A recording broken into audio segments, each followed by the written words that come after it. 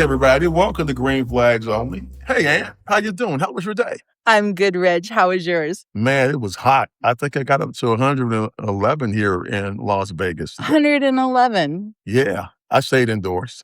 June was nice. We were spoiled. Now it's like the summer has arrived. We know that we don't want to go to that place down south. I mean deep south. But anyway, uh we're getting a lot of questions about how our format would run, particularly what might we ask guests. And I just happen to have a copy of the questionnaire here. Yes, me too. So I think it's a good idea if we explain that to our potential guests to maybe, mitigate some fears and maybe inspire them to be a guest on our show. Absolutely. So I'll let you start. So for our guest questionnaire, it has some of the basic questions. What's your name? What's your nickname? What's your height, zodiac sign? We also have decided that it's a good idea to take one of these free personality tests. It's optional, it's not required.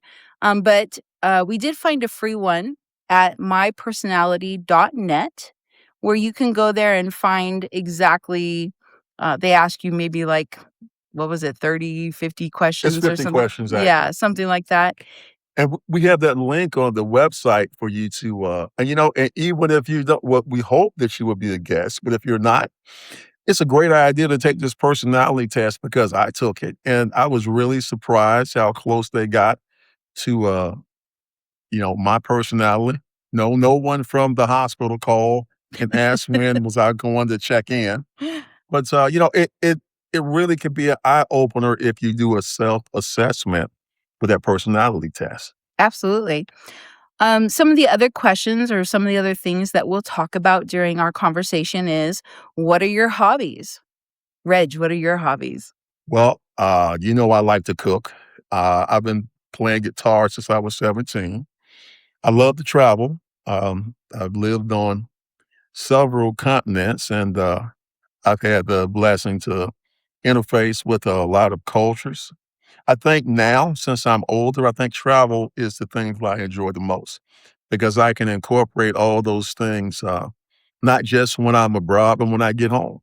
There's a lot of dishes that I have learned to cook just because I went to a restaurant in, Riyadh and I like shawarma.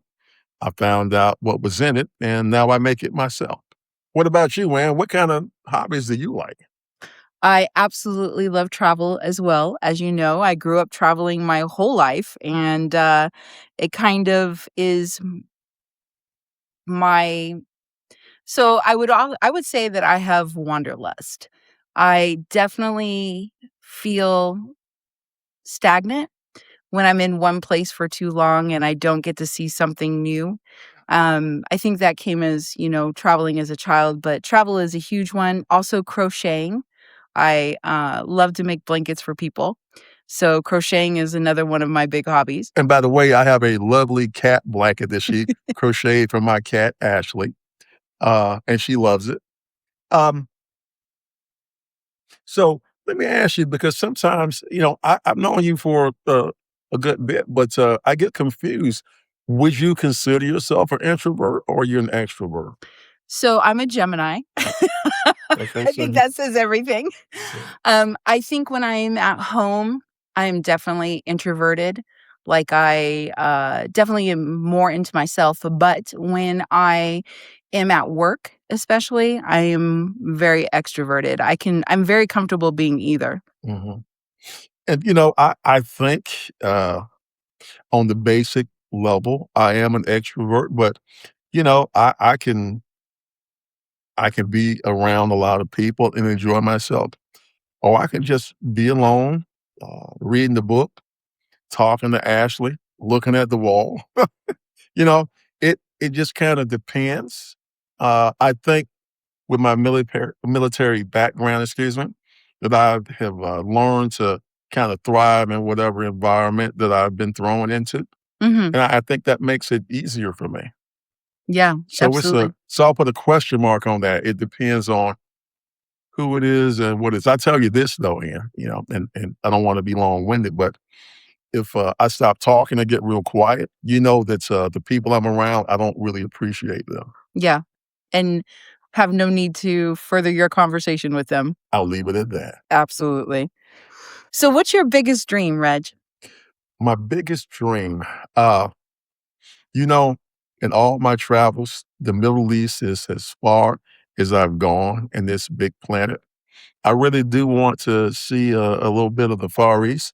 Uh, I actually want to go to China. I want to see the Forbidden City, and I want to eat some real Szechuan food that I'll have to go to the doctor or take some sort of digel for a couple of days.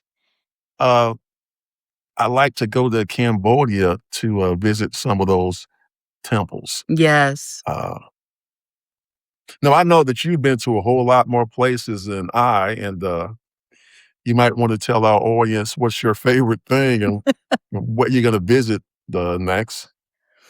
So, let's see. I think my favorite place I have ever been is Istanbul.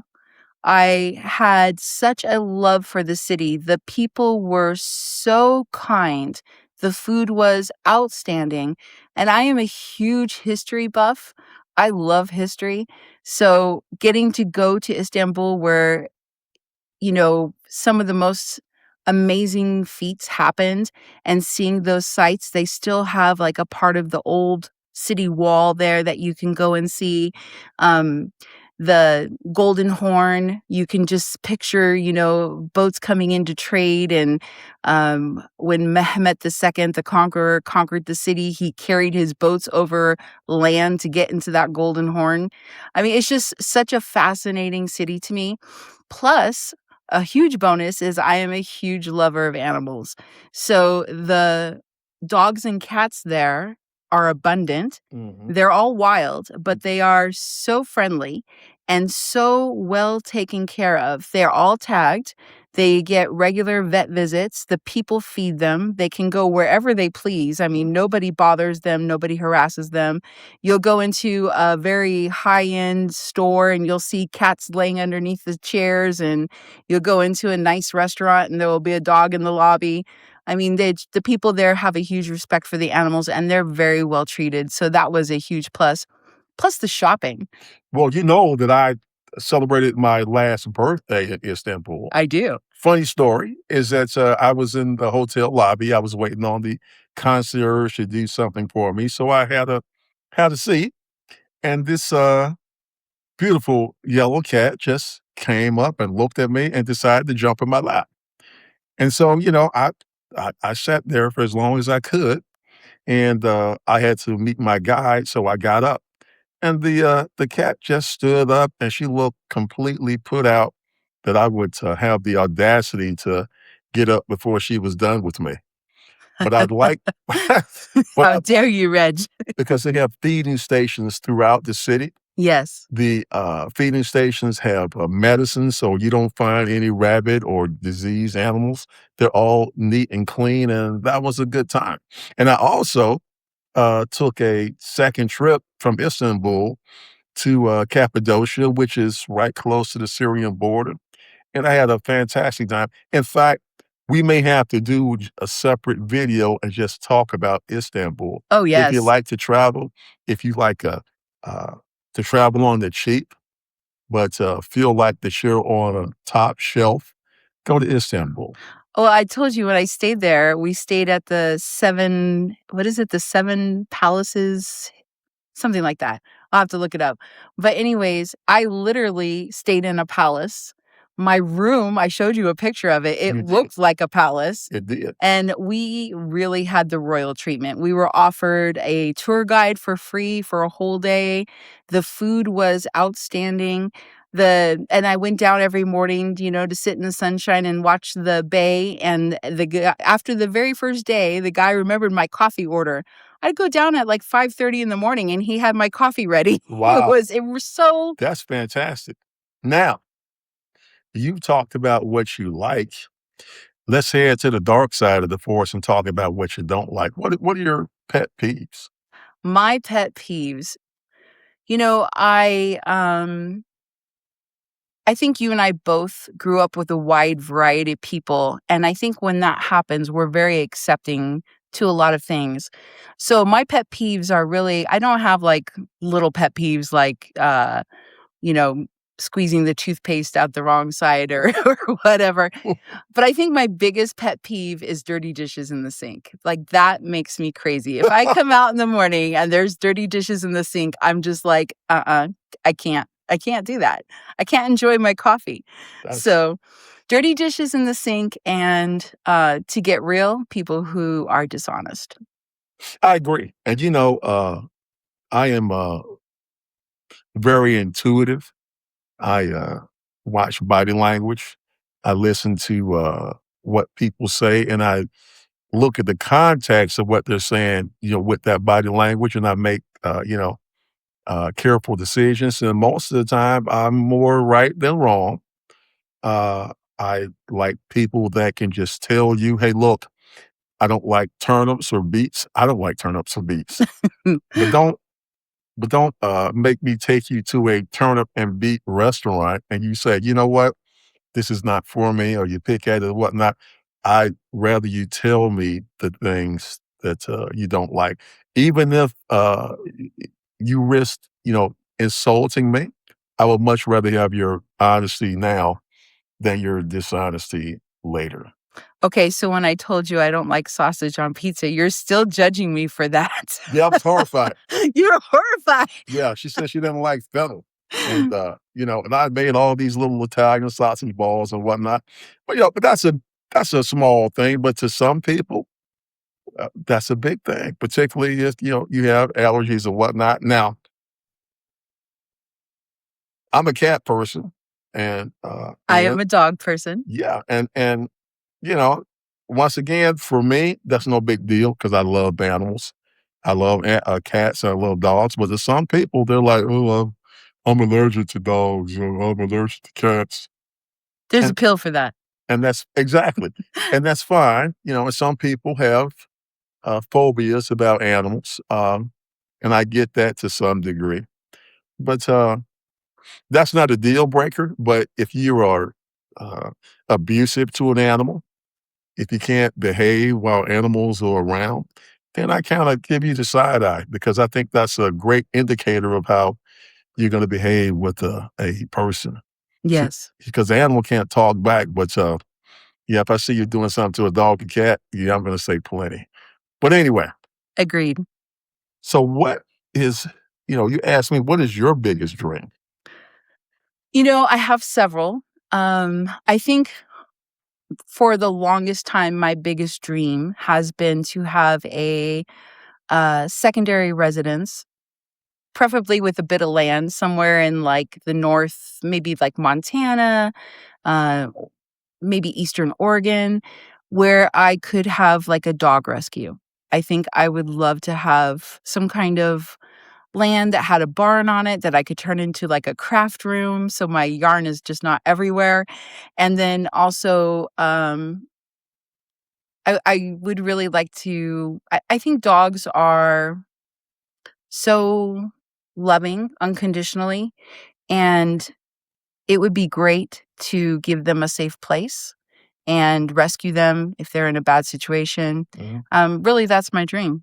okay. But, you won't be in Montana singing any show tunes, right? No, no, no, no, Okay, and probably not in the winter either. okay. I probably would only go up there in the summers and have to have, like, caregivers to for the dogs, so Yeah, 'cause, going back to pet peeves, I hate to be cold. That's why I'm in Vegas, you're not gonna get cold in Vegas for very long. this is true. Okay, so, you know, I've been to dating sites and I've had, dates with, uh, women, and I've asked them, this question, and they couldn't define it, so maybe you can. How do you define happiness?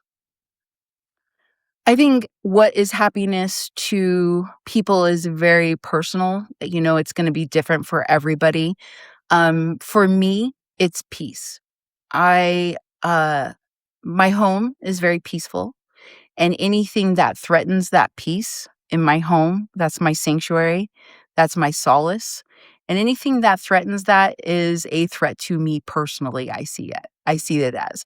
I am very happy when I am around my family, when I am in my home with my pups. I mean, that really, getting up in the morning, having my first cup of coffee, snuggling with my pups, that is the best part, the happiest part of my day. That's awesome. Some of that I didn't know, but I'm writing it down, taking notes. Um, I define happiness is that, you know, I've had a lot of unfortunate things that have happened to me over the years.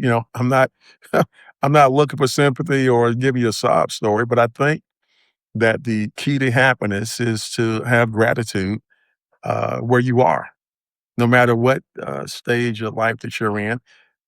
Most of the time, you can find something to be happy about. You know, uh, I spend a lot of time alone these days, not because I'm Bruce Wayne without the bankroll. I just, I like to think on deep and meaningful things. And I always get back to the point where I remember I used to think to myself, if I could just get to the point where I am now, I would be happy. So, having said that, I just try to be grateful for what I have as opposed to what I don't. You know, I ain't rich, folks, so don't read into that, but I live a very good life, Blessed. and I am grateful for that. I think that is the now, there's some add-ons that I like, of course, but if it doesn't get any better than this for the rest of my existence, I'm happy. I mean, because it definitely could have gone a whole lot of ways that I would not have appreciated. So do you find gratitude and happiness is the same? They can be, uh, you know, if a loved one, passes, you can be grateful for the time that you had with them. And of course, you're not going to feel good about them dying, but you can, excuse me, but you can be grateful uh, about all those good times. In fact, I was just talking to someone on my other blog, not getting into any details, but having a situation with a loved one going into transition. And I had to remind her that you can't do anything about the negative stuff, but you can change the narrative. And so, I just told her what I thought based on my personal experience. And, she seemed to take it to heart, and I hope it will help. But no, there's some things that you get a bum deal sometimes, and you can't be all super bubbly about it, but you can be grateful because you're still in a better spot than half the population on the planet. This is true. The happiest I've ever seen you is when you have something big coming up in the works that you've been looking forward to, like a concert or a trip or something like that. I mean, you get giddy over that. That's true. And I'm a planner. Yeah. Some people are spontaneous. That's not me. I like to research a thing, and I like to. By the time I get to a vacation destination, I know what I want to see. I know what days I'm going to visit places of interest, and then I like to take a day or two where I go off book and just go see how regular people live. Mhm. I think that's what I really enjoy. When I was in Europe in the army and we used to go to Paris, uh, I had some friends in the Belgian army, and of course they spoke French. And they told me, don't go to the left bank, don't go where all those tourists goes. We would go 14, 15 streets back to where the real people live, where people push and shove in line when they got bread and cheese and whatnot, because, they don't get in line like they do here in the States. It's kind of like a suggestion. And we had the best times. But you're right, I like to plan things. Yep, absolutely. All right, Reg, what's your best dad joke? Uh, you caught me off guard because, most of my jokes are dad jokes. So I'll have to get back to you on that one, but Okay, we'll think about that one. I can tell you my favorite book. Yes. Well, actually, my favorite movie is Citizen Kane, and, it gets back to what I was saying about being grateful and, happiness. It's based on, Randolph Hearst's life with Orson Welles. I think it's the best movie ever made, period. But, all that money and all that fame could not, restore his childhood because he had some things happen to him. So, I love that movie. I watch it, every year along with, It's a Wonderful Life. That's why. What about you? What's your favorite movie? Favorite movie? I have to say the Lord of the Rings trilogy. I, watched it for the first time when my sons were little, and, they fell in love with it. And we would watch that several times a year, I would have to say. It's kind of like it's soothing, the music to it. I love the story. I loved the books when I was younger, and, they did change a few things that was kind of disappointing to me, but overall, I thought it was an excellently well-told story. So, what would you consider yourself, Ann, a supervillain or a superhero? Depends on the day, Reg. Okay. All right. I definitely can be a very good supervillain. I, am always poking holes in things like, "Oh, I could do this, I could do that," figuring out how to get away with the crimes, but, um Oh, my. you asked. But overall, I would have to say I strive to be a superhero. Well, I hands down, I'm a supervillain. Yes, you I'm are. I'm always watching people and, noticing behaviors, and if I have to step in under the cover of darkness and get some things done, I don't have a problem doing that because you know what? Movie lore, supervillains wanna take over the world. I don't wanna take over the world.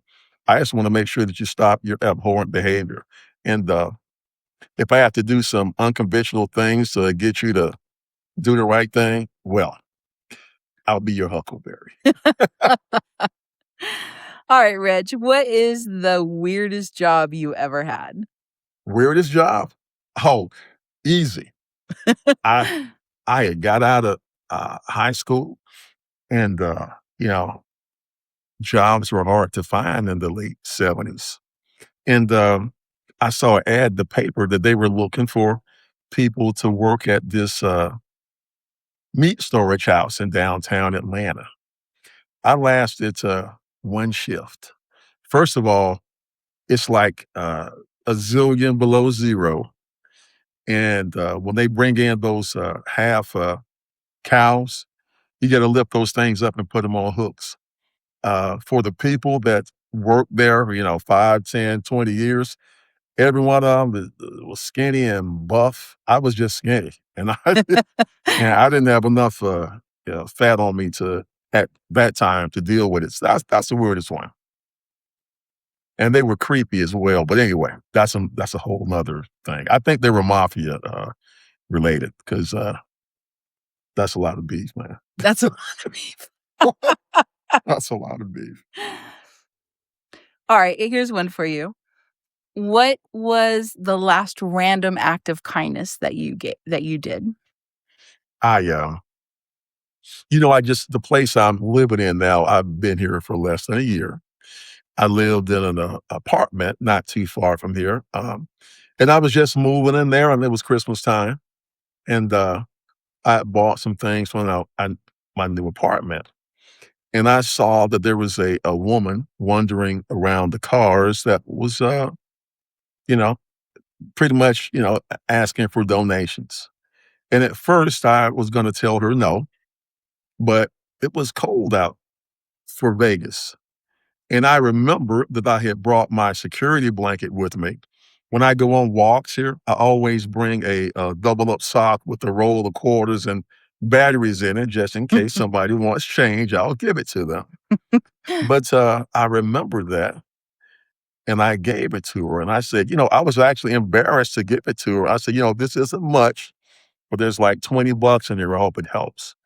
And she smiled, and she was grateful, and she walked off, and that was the end of it.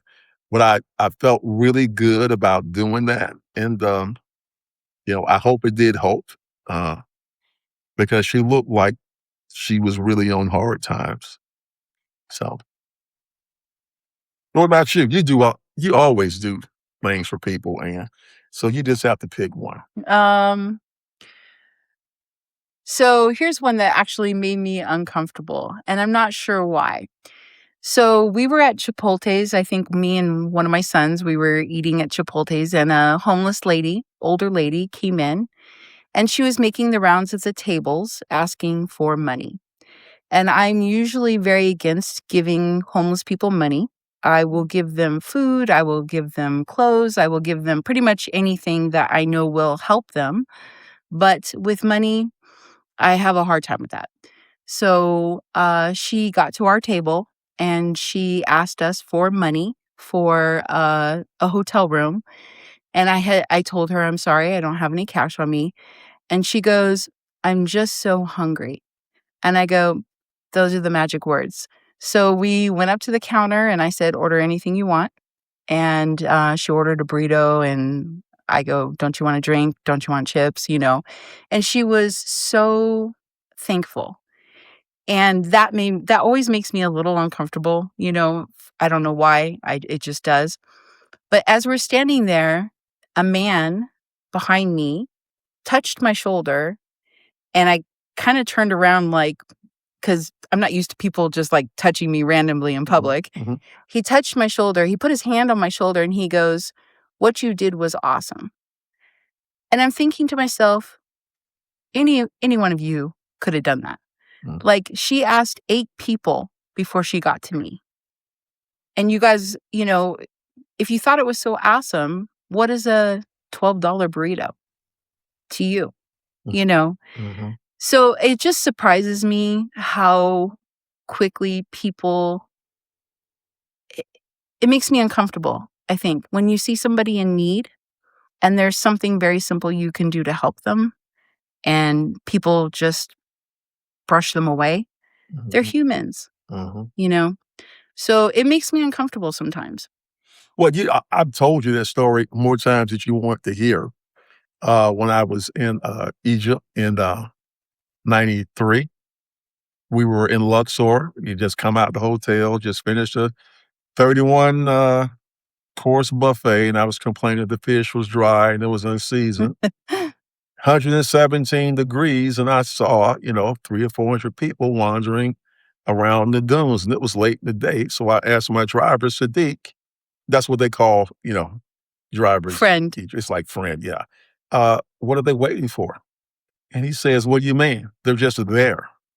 And I remember getting in the back of the vehicle, closing the blind, and turning my face to the window because I was so ashamed that these people had nothing and I had everything, and I was complaining even though I had clothes on my back, a full belly of food, and I vowed from that day forward that, I was gonna keep my complaining to a minimum, and I think that I have done a pretty decent job to this point, but I always remember that, and it gets back to that gratitude thing. Yes. Believe it or not, there's lots of people that are living a lot worse than you are and wish they could be in your shoes. Yes. Yes. So, All right, Reg, what's your spirit animal?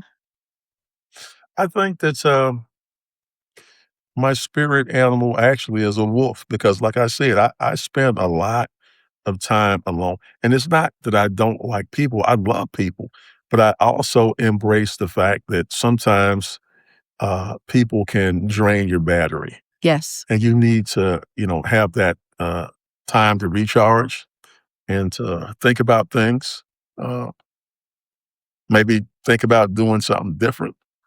So, yeah, I'm a lone wolf. What about you? I am definitely a bear. I am a bear in every aspect of being a bear. I am extremely protective of the ones I love. I love to hibernate. And I don't know if I would say I'm territorial, but I definitely, like, have my space. Well, if you get killed by a bear like Brad Pitt in that movie, I'll just say it was a good day for you to die. I Um, tell my boys all the time, I one of the things on my bucket list is to go see polar bears in the Arctic, and my boys think I'm crazy. They're like, "You know you're gonna go to try to pet them, right?" And I'm like, "Wouldn't that not be an epic death?" I mean, if you have to die, that's the way to go. yeah, And they think I'm crazy. yeah, I think you're crazy too, Yeah. 'cause, I'm not going up there freezing my tuchus off just, so a polar bear can gnaw on me. Thank you, no thanks. Okay, it's getting kinda late in this, interview, but we have to continue this at another time. But these are the type of questions that we will ask our guests. Here again, no gotcha questions. This is all feel good stuff because we want people in a position to attract better mates, not repel people. You know, if we wanted to hear your sob stories, we just turn on the news. We want to offer you something different. And thank you, Ann, for telling me some things that I didn't know about you. And I've known you, what, for almost 2 years now? Yep.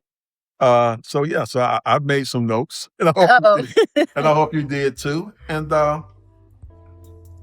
I hope you guys enjoyed Green Flags Only. And this is the type of vibe and pace that we intend to provide you.